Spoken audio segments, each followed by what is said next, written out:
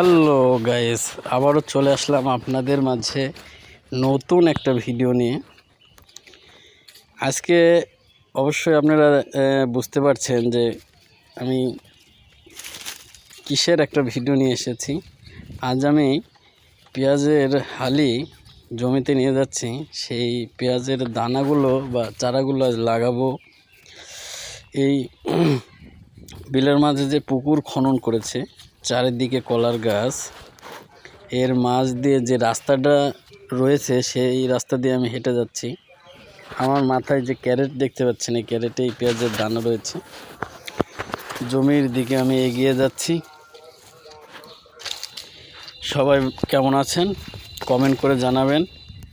কোথায় থেকে দেখছেন কমেন্ট করে জানাবেন। একটা লাইক দিবেন, শেয়ার করবেন এবং ইউটিউবে দেখে থাকলে অবশ্যই সাবস্ক্রাইব করবেন নতুন নতুন ভিডিও পাওয়ার জন্য। আমি আপনাদের কিছু সময়ের জন্য আনন্দ দেওয়ার জন্য ভিডিও করে থাকি। আমি জানি না কেমন হয় আমার ভিডিও, কমেন্ট করে জানাবেন কেমন হচ্ছে ভিডিও। আসলে আমি নতুন এই লাইনে, আমি নতুন। আমি এর আগে কখনোই কোনো দিন এভাবে আসি নাই লাইভে। যে আমার ভুয়ে চলে আসলাম। এখানে ধানের চারা ছিল, ধানের চারাগুলো উঠে ধান লাগানো হয়েছে। সে জায়গাটা ফাঁকা পড়ে আছে আর কি। আমি ভাবলাম যে এই ফাঁকা জায়গাটা ফেলে না রেখে কিছু একটা লাগাই, যেন জায়গাটা পড়ে না থাকে। তাই বুদ্ধি করে পেঁয়াজের দানা চারাগুলো নিয়ে আসছি এবং সেগুলো লাগাচ্ছি। পরিশ্রম করা ভালো, বেকার বসে না থেকে পরিশ্রম করা ভালো। সময় কারোর জন্য অপেক্ষা করে না।